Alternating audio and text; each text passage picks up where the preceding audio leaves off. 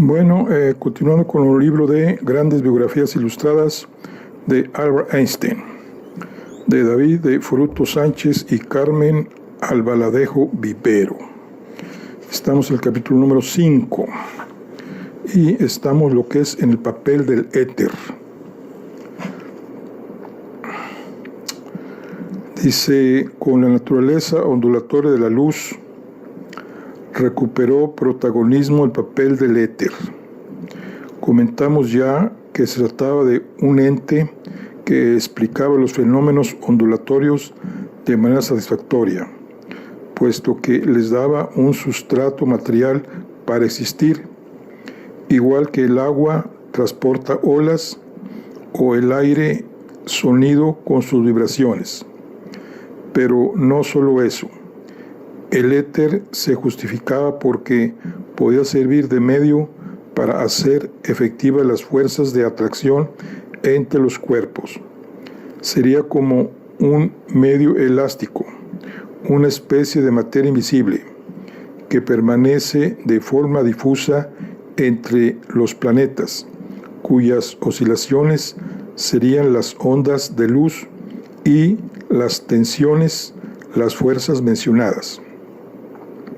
Tenía que llenar todo el espacio e impregnar todos los cuerpos, y además ser uniforme y rígido para transmitir ondas. Este medio virtual ya había sido postulado en tiempos de Aristóteles y había servido de comodín según las necesidades de la ciencia en cada momento.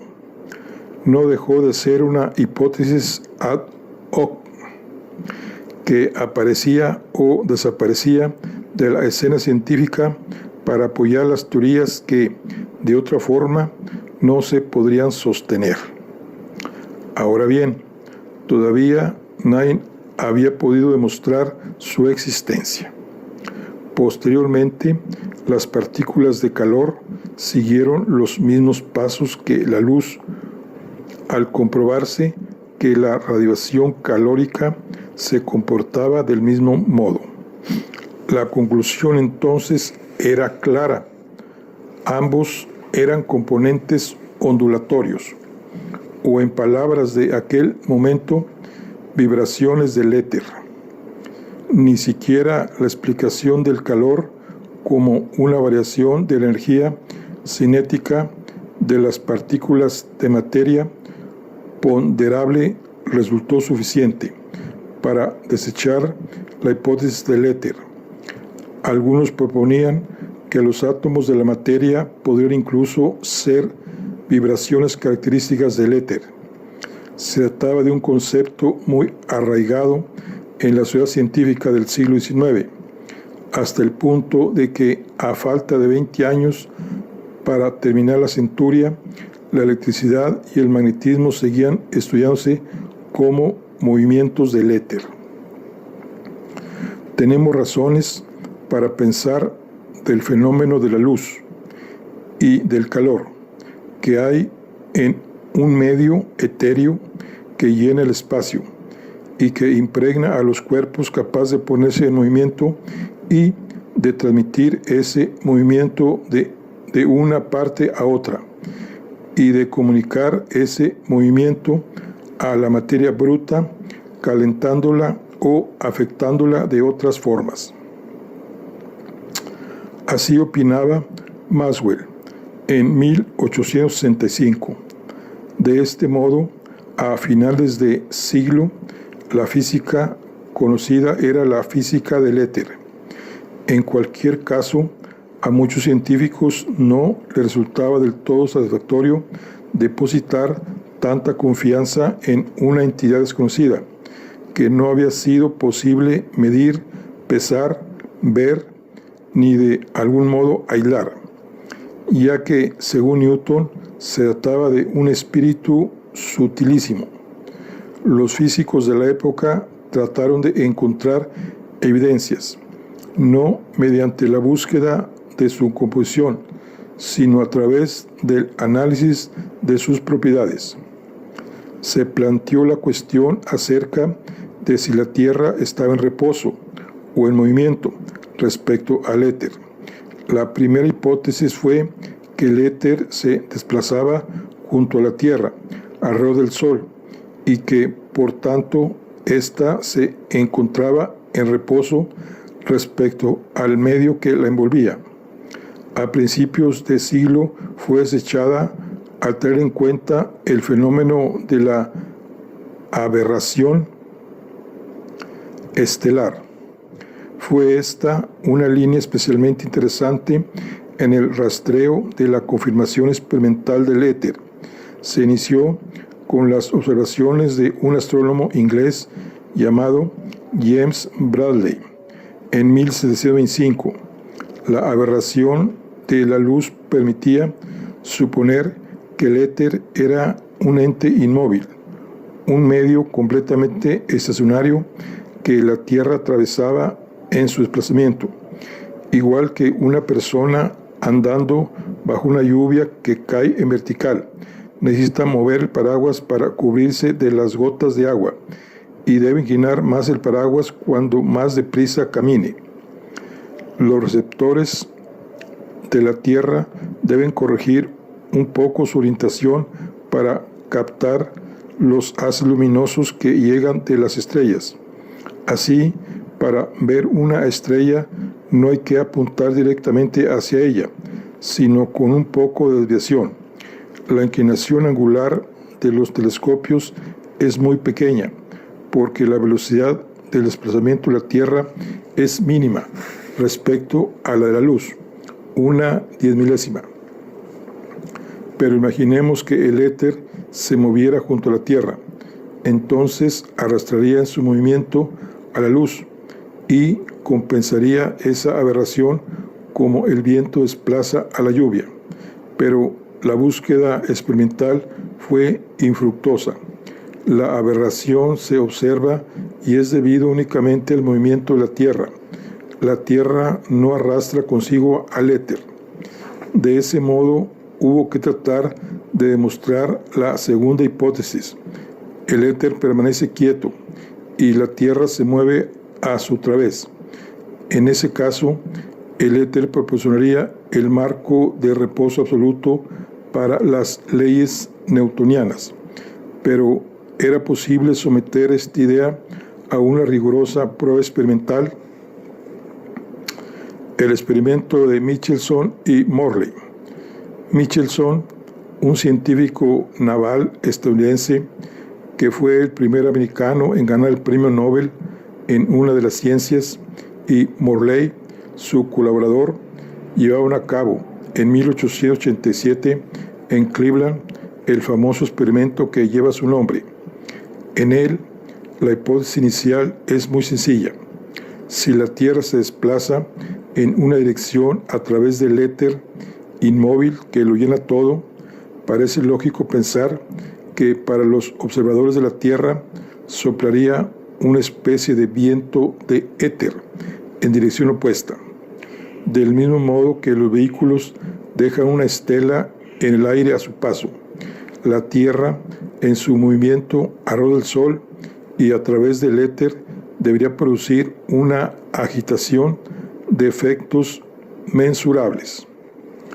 De este modo, los rayos de luz que se desplazan en la misma dirección que la Tierra deben experimentar una resistencia por parte del viento del éter y tener una velocidad menor respecto que aquellos rayos que salen en dirección opuesta, en un movimiento a favor del éter estático. Sería algo así como el efecto de una corriente sobre un nadador. Si se encuentra nadando a favor de la corriente, se desplaza más rápido que si lo hace en contra. El caso de que fuera así, los aparatos de medida comprobarían que unos rayos luminosos tardan menos en recorrer una distancia que otros. Por este motivo, en ese experimento se propusieron comprobar varias cosas. Primero, si la velocidad de la luz era o no independiente de la velocidad del observador o de la velocidad de la fuente. Presumiblemente, la velocidad de la luz dependía de la dirección en que viajara respecto al movimiento de la Tierra a través del éter. Si se trataba de un medio estático, la trayectoria de la Tierra debe tener algún efecto sobre la transmisión de las ondas. La luz sería arrastrada por el éter y para los aparatos de medida que recogieran los haces luminosos que llegan en la dirección contraria al momento de la Tierra, viajaría más rápido que los que vienen en dirección contraria. Además, podrían calcular la velocidad de desplazamiento de la Tierra a través del éter mediante una sencilla resta. Se mide la velocidad de la luz, A, y después la velocidad de la luz al chocar con la Tierra en la dirección de su movimiento, A menos B. De su sustracción resulta la velocidad de la Tierra. O sea, A menos paréntesis, A menos B, cerramos paréntesis, igual a B. Para ello, se sirvieron de un interferómetro diseñado por Michelson durante su estancia en Alemania. Se trataba del dispositivo más preciso que se conocía para aprovechando las características ondulatorias de la luz, medir su velocidad. En resumen, cuando dos trenes de ondas se superponen e interfieren entre sí, producen una onda común característica. Puede ocurrir que entren en fase, es decir, coincidan sus crestas y sus valles, o lleguen retrasadas unas de otras. De este modo, resultará un sistema de bandas o franjas característico. Así, dispusieron una fuente de luz que emitía una señal, una lámina semireflectora que dividía el haz en dos caminos diferentes, perpendiculares entre sí, y un interfómetro extremadamente preciso que pudiera captar las variaciones de la velocidad de propagación de la luz según la dirección que hubiera tomado. El resultado muestra el desplazamiento del sistema de bandas de interferencia. Si los haces de luz tuviesen el mismo tiempo en recorrer el sistema, confluyen en la misma fase, pero si lo hacen en tiempos distintos, habrá cierto desfase y se observarían francas. Sorprendentemente, el resultado fue contrario al esperado, y la determinación de la velocidad fue la misma en ambos trayectos. De hecho, el experimento fue mejorado y repetido varias veces, con los mismos resultados. Para mejorar la fiabilidad del sistema, Michelson y Morley montaron el interferómetro sobre una pesada piedra de roca que a su vez estaba colocada sobre un disco de madera flotando en un tanque de mercurio. Así podrían hacer girar el sistema y eliminar posibles errores. Durante 20 años se trató sin éxito de encontrar alguna diferencia, repitiendo las pruebas en diferentes momentos del día y del año, pero la velocidad de la luz cada vez medida con más precisión seguía siendo la misma, independientemente de la dirección de su movimiento. Entonces, si después de toda la discusión sobre la naturaleza de la luz se había aceptado que se trataba de ondas, la gran cuestión era saber cómo podían trasladarse por el vacío. La comunidad científica se negaba a aceptar este resultado. Michelson y Morley consideraron como un fracaso personal la experiencia y cuestionaron la fiabilidad del aparato antes que la existencia del éter. Hasta el punto les parecía necesaria su permanencia para la estabilidad de la física. La velocidad de la Tierra parecía no tener efecto alguno sobre la velocidad de la luz. El éter quedaba en entredicho. Nadie había descubierto todavía a una prueba real de la existencia de una sustancia tan escurridiza, y ningún experimento constató su presencia. Entonces la pregunta es clara: ¿qué medio transporta la luz a través del espacio? el sentido común y la física de Newton quedaban puestos seriamente en duda. Se dice frecuentemente en física que el experimento fallido de Michelson y Morley ha sido uno de los más fecundos de la historia de la ciencia.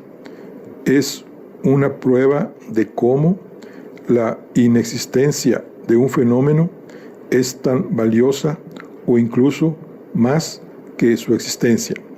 Se convirtió en la puerta de entrada a una concepción del mundo completamente enfrentada a la lógica, el sentido común que hasta entonces, por medio de nuestros sentidos, había formado una visión del universo que a partir de ese momento iba a cambiar radicalmente. Desconocía este experimento. En muchas obras se presenta el experimento de Michelson y Morley como el punto de partida de la teoría de la relatividad de Einstein. Sin embargo, no se menciona en absoluto en el artículo escrito por Einstein en 1905, lo cual conduce a pensar que o bien no lo conocía o bien no le impresionó en absoluto. Un año antes de su muerte, Einstein escribió este fragmento a un historiador. No recuerdo si conocía del todo el resultado de Michelson cuando escribí mi primer artículo sobre relatividad en 1905. La explicación es que por distintas razones está firmemente convencido de que no existe el movimiento absoluto, y mi único problema era cómo podría encajar esto con el conocimiento de la electrodinámica. Por consiguiente, uno puede entender por qué en mi trabajo el experimento de Michelson no jugó ningún papel, o al menos tuvo muy poca importancia. Al hacer un análisis, una vez pasado el tiempo, de las circunstancias que rodearon su proceso intelectual, podemos darnos cuenta de que la intuición y la creatividad juegan un papel más importante de lo que comúnmente se piensa. Einstein no era ajeno a ello, y así lo expresó una vez. Lo único realmente valioso es la intuición, o como dijo en otra ocasión, soy lo suficientemente artista como para dibujar libremente sobre mi imaginación. La imaginación es más importante que el conocimiento. El conocimiento es limitado. La imaginación circunda el mundo. Quizá el resultado del experimento no le supusiera a Einstein un giro radical en sus planteamientos, pero lo cierto es que para muchos científicos contemporáneos fue el único de un gran esfuerzo consecutivo. A fin de cuentas, se venía abajo la interpretación mecanicista de las ecuaciones de Maxwell, entre otras. Justificación de los resultados. Hubo varios intentos de explicar el fallido test de Michelson y Morley.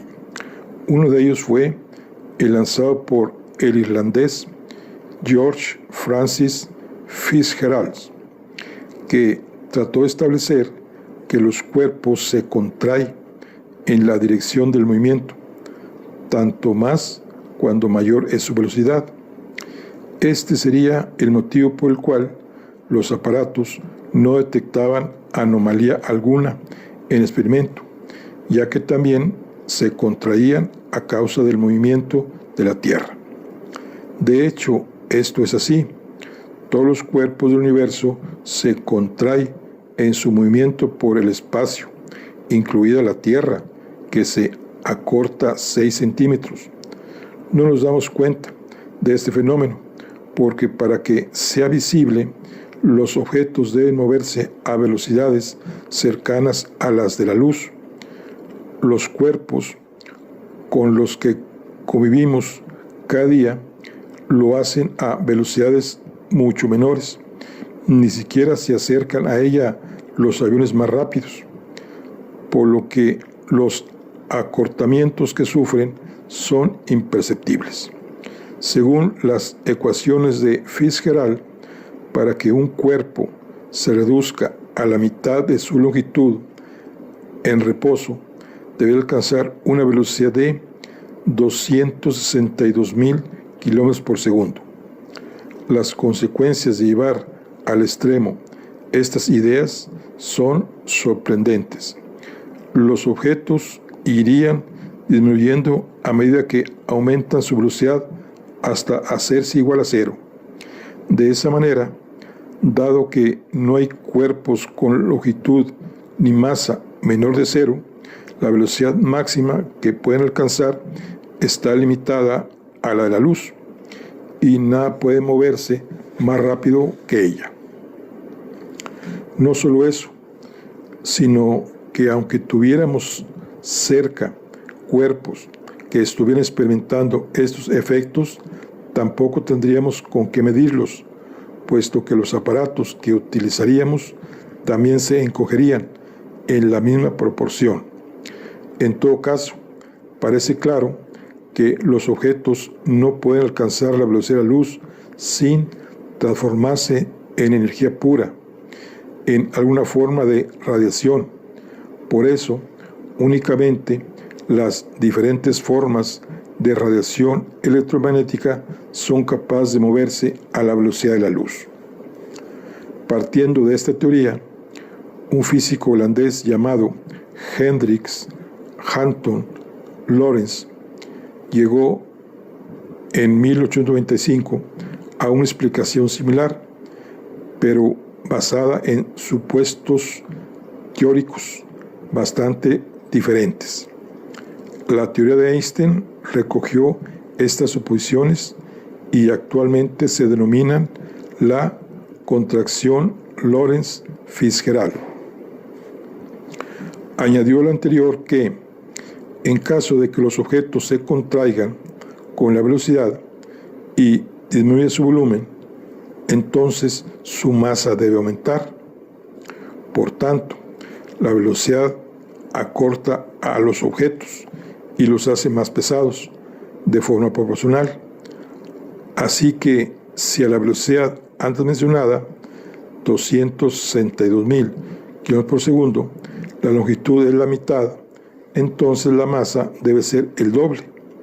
Además, el tiempo también sufriría variaciones. A esa velocidad, la duración de un trayecto es, para los observadores estacionarios, de aproximadamente el doble que para el objeto que viaja tan rápido. A diferencia de la longitud, la masa sí se puede medir, y así se hace en los aceleradores de partículas, donde se puede comprobar que a medida que aumenta la velocidad de las partículas, su radio de giro varía, señal de que su masa está incrementándose velozmente. También se puede medir la vida media de las partículas. De esta forma, otra confirmación experimental se encuentra en algunas partículas emitidas por el Sol, que viajan a velocidades cercanas a las de la luz. Se producen en la radiación de alta frecuencia y pueden considerarse como un reloj que se mueve con rapidez.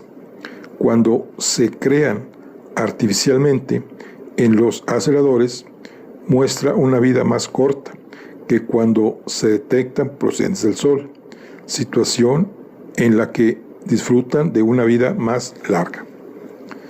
Lorentz consiguió formular matemáticamente las diferencias de información que hay entre dos sistemas de referencia que se desplazan a velocidades cercanas a las de la luz, uno respecto a otro. Esas ecuaciones se llamaron transformaciones de Lorentz y fueron desarrolladas para justificar los resultados negativos del experimento de Michelson y Morley. implican las deformaciones ya explicadas en el tiempo y el espacio. La longitud de un objeto que se mueve a elevadas velocidades disminuye porque influye el sentido del movimiento, y su duración se alarga porque la periodicidad con la que se reciben las señales luminosas aumenta. El acortamiento de las distancias y la disminución del tiempo forman parte de un mismo fenómeno. Espacio y tiempo, o más exactamente, la medida de distancia y de duración, son conceptos que están ligados de forma más íntima de lo que suponíamos. Describir uno conduce a escribir el otro. Las fórmulas que describen esos fenómenos muestran variaciones significativas en la longitud, en la masa y en la duración de los objetos y sus acontecimientos a velocidades cercanas a las de la luz, pero no añaden gran cosa cuando las velocidades son menores, como es el caso de la mayoría de los fenómenos que nos ocupan cotidianamente. La relación se vuelve despreciable matemáticamente, y es muy aplicable entonces el cálculo clásico de las velocidades y los movimientos. Mientras sucedía todo esto, el éter seguía sin dar señales de vida. A la física se le presentaba un problema de difícil solución. La piedra angular de su estructura de conocimiento no aparecía por ningún lado. Se hace preciso entonces valorar con una nueva óptica las nociones de medida y simultaneidad. De este modo, la propia luz, portadora de la información, podría jugar un papel por determinar en la observación y en la medición de los fenómenos, es decir, en la naturaleza íntima del espacio y del tiempo. La teoría vigente necesita definitivamente una urgente revisión. Estos son los antecedentes del estado de la física con lo que se encontró la extraordinaria inteligencia de Einstein. Así es la situación previa a su incursión en el mundo de la física y a sus aportaciones revolucionarias. La física se levantaba sobre los cimientos de un edificio con propiedades paradójicas. El éter se movía y estaba quieto a la vez. Newton había dicho que la luz estaba compuesta de partículas y Huygens de ondas. La experiencia apuntaba a que esto último, pero no había un medio que las transportara. En fin, demasiados cabos sueltos. Lo cierto es que las leyes físicas del momento lograban predecir los hechos y describir los acontecimientos con bastante precisión, pero había un vacío en el conocimiento íntimo de la materia, en el porqué de sus propiedades. Einstein vino a mejorar nuestro conocimiento sobre las leyes de la naturaleza, pero sobre todo vino a buscar un nuevo concepto de la realidad, una concepción más plástica del universo, donde la simetría y el orden fueran centrales. La curiosidad de Einstein necesitaba enfrentarse al rompecabezas en que consistía la física en su época. Es posible que una simple pregunta hecha a sí mismo, cuando solo tenía 16 años, fuera el inicio de todo un viaje intelectual, en el que trataría de resolver muchas de las grandes contradicciones que suscitaba la física. En los campos de Pavia, jugando con su mente, Einstein se preguntó cómo sería el mundo si pudiese viajar a la velocidad de la luz.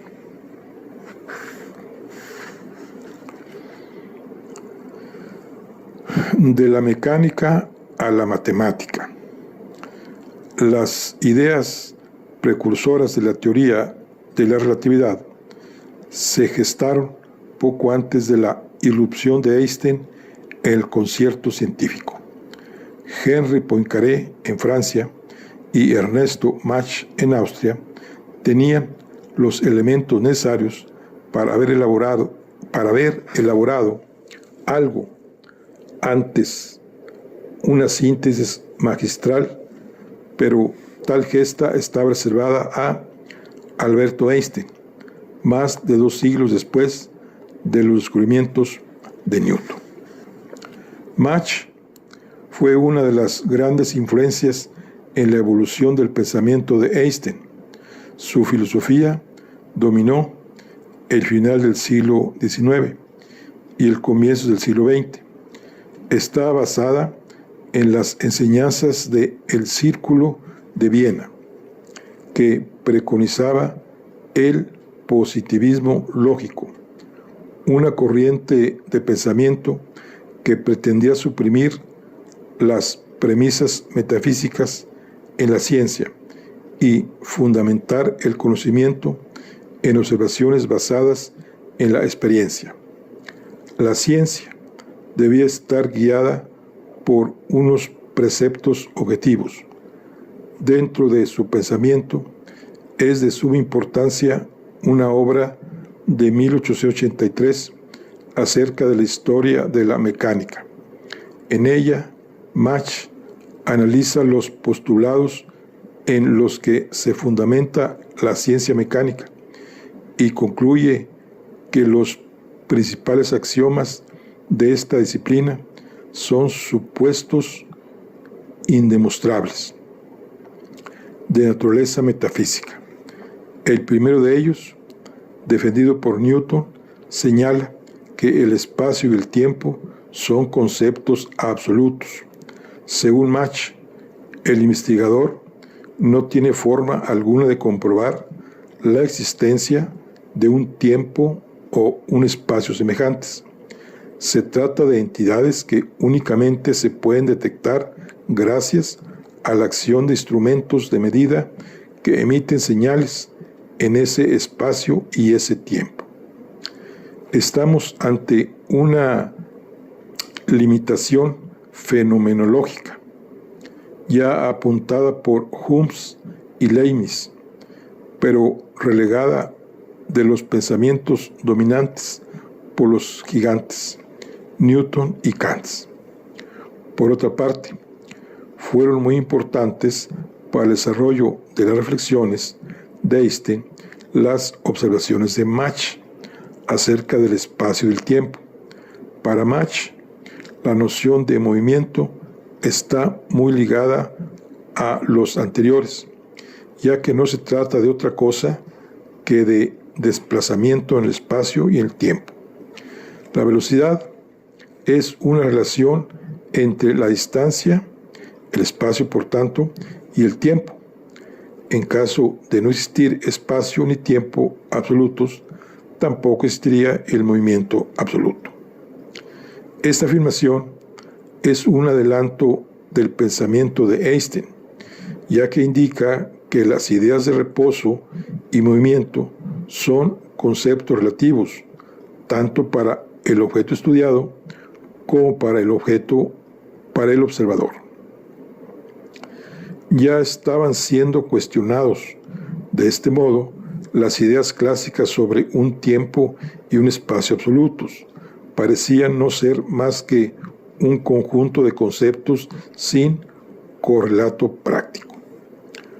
Algo más tarde, Poincaré explica de tal modo sus ideas acerca de la relatividad que uno se llega a preguntar por qué no inventó él mismo la teoría que aparecería un año después. A finales del siglo XIX, el francés era el principal matemático de su tiempo. Sus ideas también insistían en la relatividad del espacio y del tiempo. Un famoso argumento muy sencillo de entender defendía que si una noche, mientras dormimos, el tamaño del universo creciera más de 1000 veces, el universo seguiría pareciendo el mismo. No existe una dimensión absoluta que nos permita establecer referencias y, por tanto, detectar cambios de este tipo. Sería preciso un marco de referencia adecuado, pero por el momento no disponemos de él.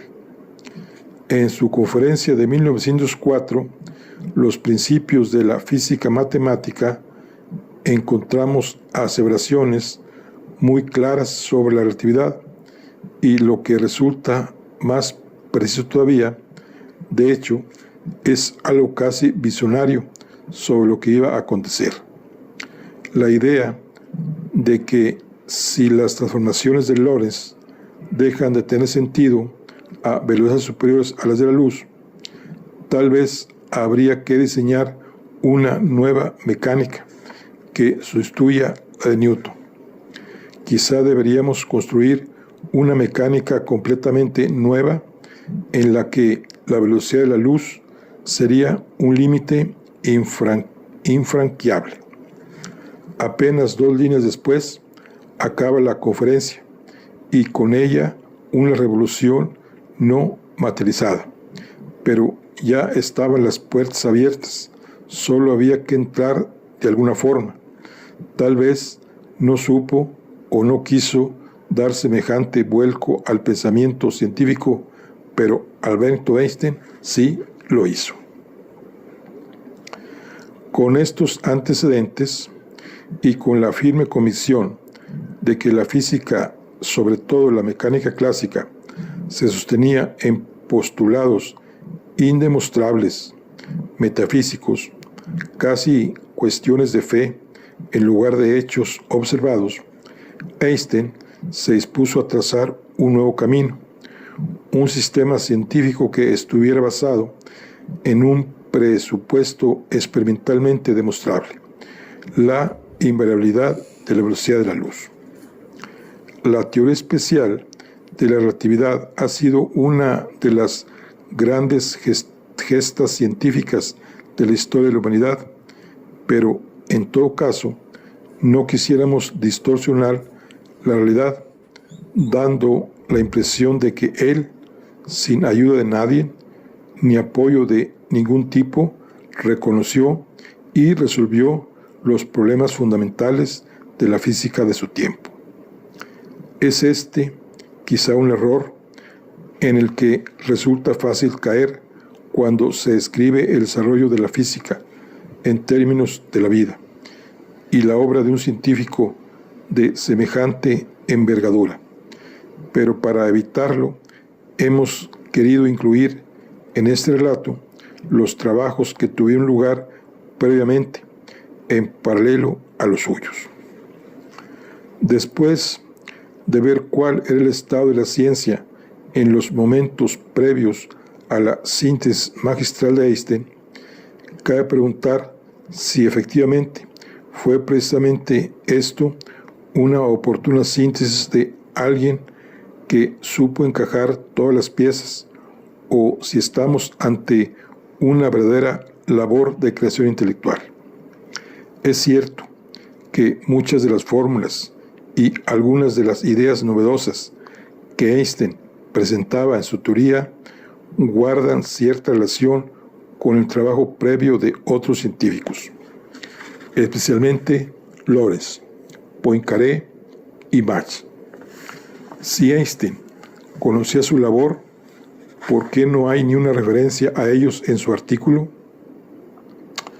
Algunos autores, como Edmundo Whittaker, han rebajado las aportaciones de Einstein a una simple ampliación de la teoría de la relatividad de Lorentz y Poincaré. Sin embargo, a primera vista, el artículo de 1905 no parece contemplar los avances de sus contemporáneos. Tiene sentido pensar, a la vista del característico modo de vida de Einstein, de la particular formación que recibió, principalmente autodidáctica, y de su entorno profesional, que no hubiera estudiado la mayoría de estos trabajos precedentes, igual que pudo ocurrir con el experimento de Michelson y Morley. No se guarda correspondencia que demuestre que mantuviera un intercambio de conocimientos antes de la publicación de estos importantes artículos. Una vez, Einstein comentó que no había visto un físico en persona hasta los 30 años de edad. Solo se tiene constancia de que discutiera sus ideas con Michel Bezout, que quedó inmortalizado para siempre con esta frase final de su artículo de 1905. Para terminar, me gustaría decir que en el estudio del problema que se ha discutido, aquí he contado con la leal ayuda de mi amigo y colega M. Bezout, y que le estoy muy agradecido por sus numerosas y valiosas sugerencias.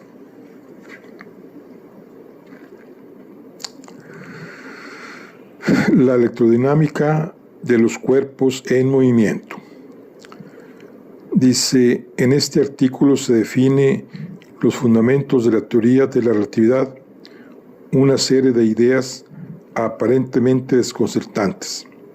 La simple ordenación lógica del conocimiento que había de física se convierte en una transformación profunda de los conceptos de espacio y de tiempo. La teoría especial o restringida, especial en alemán, la traducción más precisa parece restringida o específica, en tanto que se aplica en ciertas condiciones y todavía no es general, de la relatividad, sustituye al modelo de Newton, vigente hasta el momento. Nosotros seguimos observando el mundo bajo este modelo, por eso resulta tan difícil abstraerse de lo cotidiano para adentrarse en los razonamientos teóricos de Einstein. Pero su aportación supera la explicación clásica tan tranquilizadora de que el mundo está regido por el espacio y el tiempo lógicos, donde la fuerza de la gravedad regula todo independientemente de las circunstancias en que se aplique. Hasta el momento, cualquiera que osara contradecir tales principios estaba yendo no solo contra las bases importantes de física, sino contra un orden de las cosas que procedía directamente de Dios. Fue el propio Newton quien defendió esta postura. Él, un devoto cristiano convencido, resolvió lógicamente las dificultades de encontrar marcos de referencia absolutos, aceptando que era suficiente con que el reposo y el movimiento fuesen distinguibles en la mente del Creador.